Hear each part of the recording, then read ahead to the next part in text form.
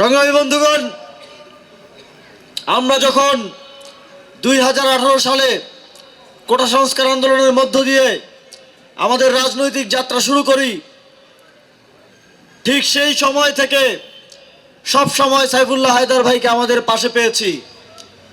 আপনারা জানেন, তখন আমরা সংখ্যায় খুব বেশি ছিলাম না, 15-20 জন থেকে শুরু করে সেই মিছিল দীর্ঘ হতে হতে গণভবন পর্যন্ত কোটি কোটি মানুষের মিছিল গিয়ে পৌঁছেছিল 2024 সালের গণ অভ্যুত্থানে। তবে আমাদেরকে আমাদের সেই সূর্য সন্তানদের মূল্যায়ন করতে হবে, যারা সেই শুরুর 15 জন 20 জনের মিছিলে ছিল, তাদেরই একজন সাইফুল্লাহ হায়দার।